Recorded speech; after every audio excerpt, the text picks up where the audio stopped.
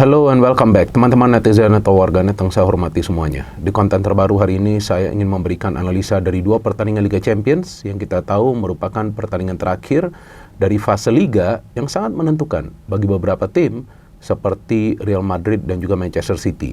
Karena dua tim besar ini ternyata harus menunggu sampai match day terakhir atau match day ke-8 agar bisa memastikan lolos ke babak playoff atau langsung ke babak 16 besar. Sebetulnya Real Madrid bisa saja lolos langsung ke babak 16 besar jika mereka meraih kemenangan atas Brest dan juga tim-tim yang berada di atas mereka mengalami kekalahan. Tapi pada kenyataannya Real Madrid mampu meraih kemenangan, namun tim-tim yang berada di atas Real Madrid juga beberapa di antaranya meraih kemenangan sehingga Real Madrid nanti masih harus bermain di pertandingan playoff sebelum nanti memastikan bisa lolos ke babak 16 besar. Sama juga seperti Manchester City yang sebelum pertandingan terakhir mereka di fase Liga ini melawan klub Brugge berada di luar zona playoff. Artinya jika Manchester City tidak bisa meraih kemenangan atas klub Brugge, maka kemungkinan besar mereka tidak akan bermain lagi di Liga Champions musim ini. Dan pada kenyataannya Manchester City walaupun tertinggal lebih dahulu tapi bisa comeback untuk meraih kemenangan yang meyakinkan dengan skor 3-1 dan akan bermain di pertandingan playoff. Nah, drawing atau undian untuk babak playoff ini teman-teman akan dilakukan besok hari Jumat sore waktu Indonesia. Jadi nanti kita menunggu apakah Real Madrid akan ketemu Manchester City di babak playoff. Kan bisa saja dua tim ini nanti bertemu. Tapi yang paling penting bagi Madrid dan juga City dengan segala bentuk keterbatasan mereka dari segi materi pemain, akhirnya dua tim ini bisa tetap melanjutkan perjuangan mereka di Liga Champions. Pertama-tama tentu saya ingin membahas pertandingan antara Manchester City versus klub Brugge yang berjalan berat sebelah, tetapi tentunya menegangkan bagi fans dari Manchester City karena City ternyata tertinggal lebih dulu dengan skor 0-1 sebelum halftime.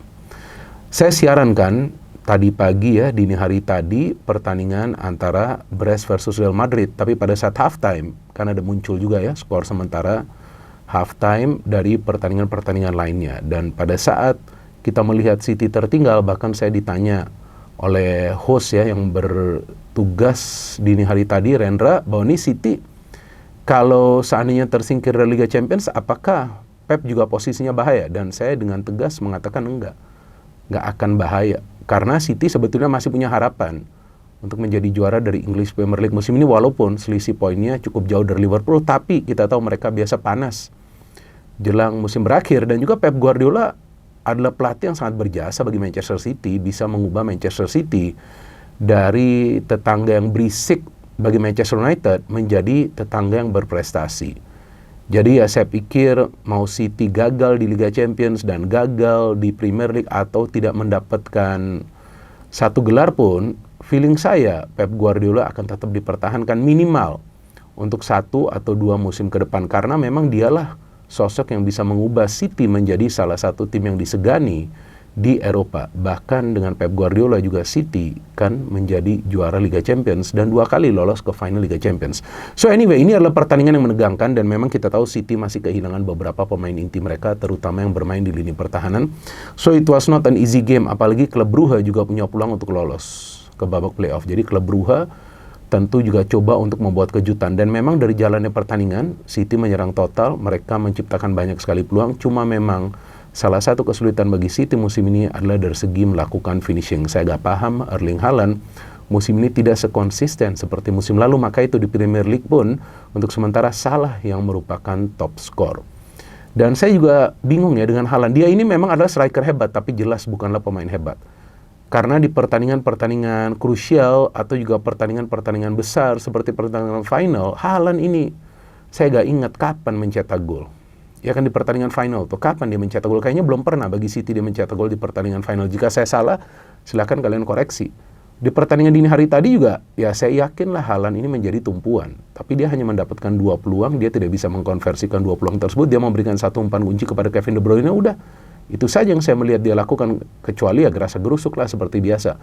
Tapi ya memang kehadiran Haaland tetap diperlukan lah di lini depan, karena dia adalah pemain yang tinggi besar, pasti akan menyulitkan konsentrasi atau mengganggu konsentrasi dari para pemain tim lawan yang bermain di lini pertahanan. And City pada saat tertinggal itu kelihatan. Mereka kecolongan di lini pertahanan karena keasikan menyerang.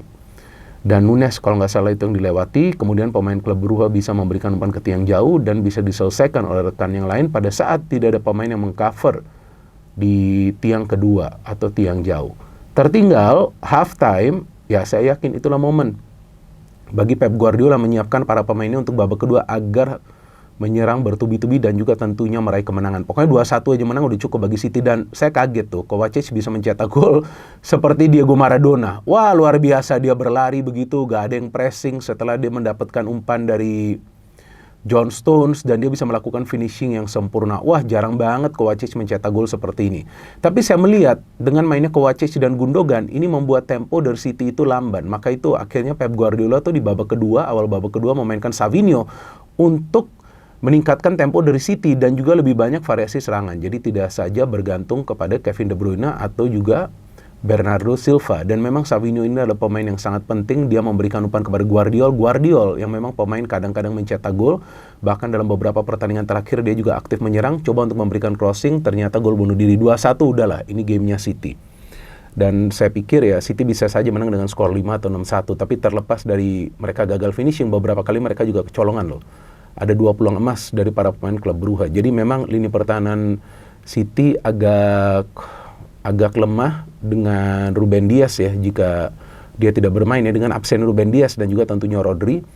Tapi akhirnya City bisa mencetak gol lagi melalui Savinho. This is a very good goal setelah dia mendapatkan umpan berkelas atau umpan 24 karat lah dari John Stones. Luar biasa loh, padahal John Stones ini kan kita tahu ya bisa bermain sebagai gelandang bertahan atau juga defender, tapi dia bisa memberikan umpan yang berkelas seperti itu, dan Savinho bisa melengkapi kemenangan dari City menjadi 3-1, dan City nanti akan bermain di babak playoff bersama Real Madrid yang menang secara meyakinkan di kandang Brest dengan skor 0-3. Kebetulan saya yang siaran lagi pertandingan Madrid dini hari tadi di SCTV, dan kalau menurut saya nih teman-teman, Madrid beruntung juga di 2 pertandingan terakhir mereka di fase grup bertemu lawan yang lemah. Yang pertama sebelumnya Salzburg yang mereka hantam 5-1 di kandang mereka sendiri, dan yang kedua Brest. Oke lah, Brest memang sementara ini adalah tim yang performanya lagi bagus, bahkan di Liga Champions mereka baru 1 kali kalah di kandang sendiri lawan Madrid kan baru dini hari tadi. Di Ligue 1 mereka masih berada di papan tengah, mereka punya pelatih yang bagus, Eric Roy, yang mengandalkan juga counter attack. Bahkan dari 10 gol yang Brest telah cetak di fase Liga ini, 9 diantaranya mereka cetak melalui proses counter. Tapi Madrid is Madrid. Pada saat menentukan, biasa mental dari para pemain mereka ini sangat kuat dan sulit ditaklukkan lah. Dan seperti yang pernah saya jelaskan di konten sebelumnya, Madrid itu punya kualitas yang luar biasa di depan. Tetapi di belakang mereka dengan begitu banyak pemain yang absen, menjadi tim yang lemah di pertahanan. Maka itu Brest bisa berkali-kali menciptakan banyak peluang-peluang. Pertama dari fullback mereka, Lage, pronunciation-nya seperti itu, dia hampir mencetak gol dari free kick. Tapi after that, ya inilah magis dari Rodrigo ya, pemain yang hampir saja tersingkir musim ini karena masuknya Mbappe, tapi ternyata dialah sekarang pemain yang penting selain juga Vinicius Junior dan juga Mbappe, bisa mencetak gol dengan skill individunya setelah menerima umpan dari Modric. Ya inilah kualitas dari Madrid di lini depan mereka, dengan adanya Mbappe, Rodrigo, Bellingham, dan tentunya nanti jika Vini Junior kembali bermain karena dia absen di hari tadi sebab menjalani sanksi ya akibat akumulasi kartu kuning. Modric, pemain yang gak ada tuanya ini, luar biasa ini pemain, dia memberikan 1 assist. Dan kemudian memang saya melihat Kylian Mbappe yang sangat mengecewakan, banyak sekali peluang dari Kylian Mbappe, seharusnya dia mencetak hat-trick tuh. Babak pertama saja dia mendapatkan 2 peluang dari dalam kotak penalti tapi gagal. Dia mencetak gol, bahkan dia memilih untuk syuting langsung, bukan membagi bola. Seperti yang saya jelaskan juga pada saat saya siaran, bahwa ini kemungkinan juga instruksi dari Ancelotti, dapat bola di dalam kotak penalti, pokoknya harus syuting. Maka itu Rodrigo juga mengandalkan skill individu dan syuting yang dia bisa mencetak gol pertama. Setelah itu, ini game benar-benar milik Real Madrid. Tapi para pemain Real Madrid tidak terpancing untuk bermain terbuka. Mereka berhati-hati juga. Justru Brest yang bermain terbuka sebelum akhirnya para pemain Real Madrid bermain dengan slow tempo, mengandalkan possession. Tapi setiap kali menyerang, Madrid sangat berbahaya. Bahkan Vasquez juga beberapa kali bisa memberikan umpan-umpan kunci. Dan di babak kedua kita lihat dari counter Bellingham yang create itu chance, dan Bellingham yang bisa menyelesaikan chance tersebut untuk mencetak gol setelah dia mendapatkan umpan dari Vasquez. Padahal bisa saja dia memberikan bola kepada Mbappe, tapi dia memberikan bola ke sebelah kanan kepada Diaz kepada Vasquez, and Bellingham can score a goal. Sudah 0-2, udah ini game milik dari Real Madrid. Walaupun sebelumnya Ajorc, pemain dari Brest, hampir mencetak gol, tapi jelas di offside. Namun saya agak khawatir setiap kali Tchouaméni bermain di lini pertahanan Madrid, seperti robot dia, kaku pergerakannya, tapi ya udah. Sepertinya itulah pilihan dari Ancelotti daripada Asensio ya. And then Madrid can score the third goal, the Rodrigo juga. Ini ada peran dari Mbappe yang shooting di blok, kemudian Rodrigo bisa mencetak gol dari situasi rebound untuk melengkapi kemenangan dari Madrid menjadi 0-3. Walaupun seharusnya Madrid menang dengan skor 0-4. Pada saat Kylian Mbappe one-on-one dengan kiper Brest, Bizou, ya namanya bukan Zizou tapi Bizou, dan gagal mencetak gol. Jadi saya pikir salah satu highlight dari pertandingan dini hari tadi, dari pertandingan Madrid, adalah begitu banyak chance yang di-miss oleh Mbappe untuk mencetak gol. Dan yang kedua adalah kerapuhan lini pertahanan Madrid, karena Brest total bisa melepaskan 23 tembakan atau percobaan ke arah gawang dari Madrid, ada 4 diantaranya yang merupakan peluang emas. Jadi jika Madrid tidak full tim di lini pertahanan nanti pada saat babak playoff, artinya jika Militao dan Alaba tidak bisa bermain, dan nanti mereka bertemu tim yang besar, saya pikir mereka juga perlu bekerja keras untuk bisa lolos ke babak 16 besar. Itu saja teman-teman yang bisa saya berikan analisa saya, sambil kita tunggu nanti hasil drawing dari babak playoff Liga Champions musim ini yang akan dilakukan seperti yang tadi saya katakan besok hari Jumat sore waktu Indonesia Barat, atau mungkin sedikit malam nanti ya di Indonesia. Oke, jadi kita tunggu saja nanti teman-teman tim mana saja yang akan saling bertemu di babak playoff Liga Champions musim ini. No hate, no politics, only football. Salam sepak bola.